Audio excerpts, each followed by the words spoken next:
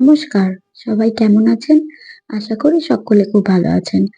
আমার চ্যানেল সুজাতাস লাইফস্টাইলে আপনাদের সকলকে স্বাগত জানাই। আজ আমি আপনাদের সাথে শেয়ার করব আমাদের মা ভবতারিণী মায়ের দক্ষিণেশ্বর মন্দিরের কিছু স্মৃতি। যদি অবশ্য আমি বেশি কিছু জানি না, ওই অল্প স্বল্পই ছোটবেলা থেকেই শুনে আসছি আরকি। আর কিছুটা অবশ্য পড়েওছি। সেখান থেকেই কিছুটাই জানি, বেশি কিছু জানি না। আর এটি হচ্ছে আমাদের বালি ব্রিজ আর নিচে মা গঙ্গা বয়ে চলেছে। আর গঙ্গার তীরেই এই মা ভবতারিণী মায়ের দক্ষিণেশ্বর মন্দির, যেটি আমাদের সকলের পরিচিত রানী রাসমণি মাতার নির্মিত। তো আজ আমি তারই কিছু তথ্য তুলে ধরবো যেটা আমিও পড়েছি, শুনেছি ছোটর থেকে। যদি কোনো ভুল ত্রুটি আমার হয়ে থাকে, আপনারা আমায় ক্ষমা করে দেবেন। আর যদি কিছু আমি ভুল বলে থাকি যেটা আপনারা সঠিক জানেন, তাহলে আপনারা কিন্তু অবশ্যই কমেন্টে আমাকে জানাতে ভুলবেন না কিন্তু। আর এটি হচ্ছে স্কাই ওয়াক, যেটি অনেক পরে তৈরি হয়েছে। মানে বেশি কিছুদিন হয়নি, মানে কয়েক বছর আগেই হয়েছে। এই স্কাই ওয়াকে এখানে নতুনভাবে হয়েছে। আগে স্কাই ওয়াকটা ছিল না। এখান থেকেই সব পুজোর ডালা বিক্রি শুরু হয়ে যায়। এখানে সবাই ডাকাডাকি করে। আ বেশ ভালো লাগে। তো আপনাদের সাথে তাহলে মায়ের মন্দিরের কিছু তথ্য তুলে ধরবো। জানেন, মা, মা মানে রানীমা। এম মানে রানী রাসমণি মাতা একবার কাশী যাবেন বলে ঠিক করেন। কাশী যাবেন বলে যখন তিনি জলপথে পাড়ি দেন, তখন আ মা ভবতারিণী মা তাকে স্বপ্নাদেশে এই বলেন যে গঙ্গার তীরে যাতে রানী রাসমণি মাতা মা ভবতারিণীর একটি মন্দির প্রতিষ্ঠা করেন। রানীমা সেই মতনই 1847 সালে মন্দির নির্মাণের কাজ শুরু করেন এবং 1855 সালের 31শে মে মন্দিরটি প্রতিষ্ঠা করেন। যেহেতু রানীমা শূদ্র জাতির ছিলেন, তাই তখনকারের ব্রাহ্মণ সমাজ তার প্রতিষ্ঠিত মন্দিরে পুজো দিতে রাজি হননি। তখন রানীমা কি করেন, হুগলির কামারপুকুর থেকে রাম ঠাকুর মহাশয়কে আনিয়ে মন্দিরে সেবার দায়িত্ব দেন। পরে উনি ওনার ভাই গদাধরকে আনান। তো গদাধর মানে আমরা যাকে শ্রী রামকৃষ্ণ পরমহংসদেব নামে চিনি। তো তারপর ওনাকে আনিয়ে ওনাকে পুজোর দায়িত্ব দেন। তারপরে উনি এসে পুজোর দায়িত্ব নেন। দেখুন, এই হচ্ছে আমাদের রামকৃষ্ণ পরমহংসদেবের মানে ঠাকুরের একটি বড় করে ছবি এখন দেওয়ালে করা হয়েছে। আগে কিন্তু এটা ছিল না। এটি বেশিদিন হয়নি করেছে। তো হ্যাঁ, এবার ঠাকুর যখন ঠাকুরকে পুজোর দায়িত্ব দেন, তখন ঠাকুর তো একটু খামখেয়ালি ছিলেন। উনি তো ভগবানেরই দূত। তো উনি যখন ওনার মতন করে মাকে সেবা দিতেন, মানে মাকে খাওয়াতেন, সাথে নিজেও খেয়ে নিতেন। মাকে পুরো নিজের মায়ের মতন একদম উনি মনে করতেন। আ নিজের মতন করে মাকে খাওয়াতেন, মাকে সেবা করতেন। এতে কিন্তু বাকি সবাই আ ঠিক চোখে ওনাকে নিত না। সবাই বলত উনি নাকি পাগল, উনার নাকি মাথা খারাপ আছে। কিন্তু ভাবে বা যারা পাগল হয় তাদেরকে পাগল বলে না। যারা ভাব জানে তারা কিন্তু ওনাকে বুঝতে পারবেন যে ভগবানের প্রতি ভাবে যারা উন্মত্ত থাকে তাদেরকে কখনোই পাগল বলা চলে না। জানেন, একবার ঠাকুর যেই বিগ্রহ সেবা করতেন, ওই বিগ্রহ কোনো রকমে পড়ে গিয়ে তার হাত ভেঙে যায়। তো সবাই তাকে বলে যে, আ "আপনি গঙ্গায় গিয়ে ওই বিগ্রহটি বিসর্জন দিয়ে দিন।" কিন্তু ঠাকুর কিছুতেই তা রাজি হন না।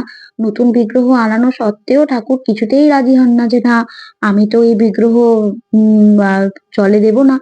তখন যখন সবাই জিজ্ঞাসা করে যে, "কেন আপনি এরকম করছেন?" ঠাকুর বলেন যে, "যদি আমাদের সন্তানের হাত ভেঙে যায় বা পা ভেঙে যায়, তাহলে কি আমরা তাকে ফেলে দেব? আমরা কি তাকে আমাদের কাছে রাখবো না?" ঠাকুরের এই কথা শুনে সবাই তো তখন অবাক হয়ে গেছিল। এখনো পর্যন্ত এই দক্ষিণেশ্বর মন্দিরে ওই বিগ্রহ পূজিত হয়। এখনো সেই বিগ্রহ আপনারা সবাই গেলেই দেখতে পাবেন। এমনকি রানী রাসমণি আ যে নারায়ণ শিলাটি সেবা করতেন, মানে রঘুবীর, তাকেও সে এখনো ওই মন্দিরেই সেবা করা হয়। ওই মন্দিরে কিন্তু আ মন্দিরের মায়ের মন্দিরের উল্টো দিকে ১২ টি শিবলিঙ্গ করা রয়েছে। মা দক্ষিণেশ্বর মায়ের মন্দিরটি দক্ষিণে মুখ করা রয়েছে, তাই দক্ষিণেশ্বর মাতা ও গঙ্গাও রয়েছেন, গঙ্গার তীরেই তো অবস্থিত মায়ের মন্দির। জানেন, শ্রী রামকৃষ্ণ পরমহংসদেব ওনার স্ত্রী মানে সারদা মাতাকে মাতৃরূপে পুজো করতেন। তাই জন্য সকলে মিলে ওনাকে ভাবতেন যে উনি পাগল, মানে ওনাকে তো পাগল নামে আখ্যাও দিয়ে দিয়েছিলেন। কিন্তু ভগবানের দূতরা তো এরকমই হয়, তাই না?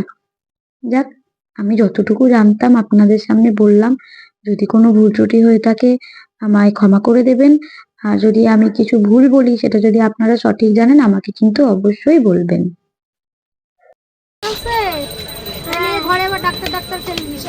আমি ডাক্তার খেলবো।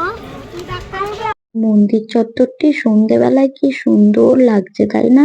পুরো আলোয় আলোকিত হয়ে গেছে। মানে গেলেই তো একটা অদ্ভুত শান্তি পাওয়া যায়। কত লোকের ভিড়, উম কত লোক আসা যাওয়া করে। এই হচ্ছে আমাদের ওই রানীমাতার, এখানেই রানীমাতার বিগ্রহ করা রয়েছে। এখানে দেখতে পাবেন আপনারা অবশ্য গেলেই, এখানে ওপরে লেখাও আছে কত সালে মন্দিরটি নির্মিত হয়েছেন, সবকিছু। যেদিন গেছিলাম প্রচন্ড ভিড় ছিল। মানে যেখানে পার্কিং লট তার পেছন দিক থেকে লাইন, মানে কয়েকশো লোকের পেছনে লাইন। আমরা তো গিয়েই ভয় পেয়ে গেছিলাম যে এত লোকের ভিড়ে আদেও মায়ের দর্শন হবে তো, মায়ের ঠিকভাবে পুজো দিতে পারবো তো। এই যে এইটা রামদাসমণি নিয়েই মন্দির, তার টেনশনে পাশে এই ছিলাম। আর রাস্তাটা মাকে দিয়ে তো যাচ্ছে মনে মনে গঙ্গার ঘাট। জানাচ্ছিলাম যে মা, যাচ্ছি তো, কিন্তু যাতে তোমার দর্শনটা পাই। প্রচন্ড ভিড় ভেতরে, মানে কোথাও এক ইঞ্চি খালি জায়গা নেই, চারিদিকে শুধু লাইন আর লাইন। আর এই যে রাস্তাটা, এই যে সাইডে দেখতে পাচ্ছেন, এগুলোই হচ্ছে ভোলেনাথের মন্দির। মানে ১২টি ভোলেনাথের মানে শিবলিঙ্গ করা আছে, আর ১২টি এরকমই মন্দির করা আছে। তার এই মন্দিরের পাশ থেকে এই যে গঙ্গার ঘাট, আর এই গঙ্গা নিচে দিয়ে বয়ে চলেছে আমাদের মা গঙ্গা। আর উপরে ওই যে বালি ব্রিজটা আলো দিয়ে কি সুন্দরভাবে সাজিয়েছে, তাই না? মানে আগের থেকে যত দিন যাচ্ছে আরো বেশি সুন্দরভাবে দক্ষিণেশ্বর মন্দিরটা অবশ্যই ওরা পরিচর্যা করে। খুব সুন্দর লাগছে। এখানে রাস্তায় যে সারিবদ্ধভাবে দোকানগুলো করা ছিল, ওই দোকানগুলোকে তুলে এখানে ফুড প্লাজার মধ্যে ভেতরে ঢুকিয়ে দিয়েছে। মানে ওই দোকানগুলোই এখানে ভেতরে দোকান করে দিয়েছে, কিন্তু ওখানে যেরকম পাওয়া যেত এখানেও সেরকমই পাওয়া যায়। মানু কেমন লাগছে? চলুন এবার বাড়ির দিকে যাবো। মনের মধ্যে তো ইচ্ছা আছে এই মায়ের পুজো দিলাম, আমাদের বড় মায়েরও পুজো দেওয়ার ইচ্ছা আছে। যদি অবশ্য ভিড় না থাকে তাহলে আজ ঢুকবো, না হলে অন্য একদিন আসবো। কারণ প্রচুর অনেকটাই রাত হয়ে গেছে, আর যেহেতু মানুকে নিয়ে বেরিয়েছি, ওকে নিয়ে তো আর এতটা রাত অব্দি বাইরে থাকা যায় না, শীতকাল। আর তাই জন্যে ওকে বেশি রাত অব্দি থাকা যাবে না। আর যেমন ভাবা তেমন কাজ। মা মনের কথা তো সবই বোঝেন। এসে দেখছি পুরো মন্দির ফাঁকা, মানে কেউ নেই। আমি গেছি, আমরা যাওয়ার পরই আমরা গেলাম, গিয়ে পুজো দিলাম। পুজো দেওয়ার পর তারপরে কিছু লোক আরো এসেছেন, কিছু ভক্ত। মায়ের মানে মা সবসময় সন্তানদের মন বোঝে। মা ভাবছে তুই মনে করেছিস আর আমি করবো না। তো তাই ফিরবার পথে মাকেও দিয়ে দিলাম পুজো।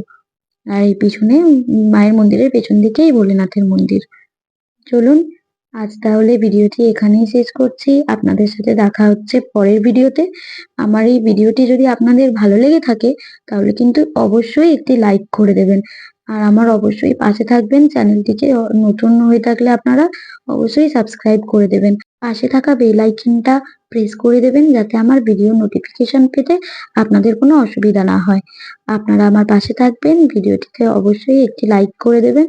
দেখা হচ্ছে পরের ভিডিওতে। ভালো থাকবেন, সুস্থ থাকবেন। টাটা।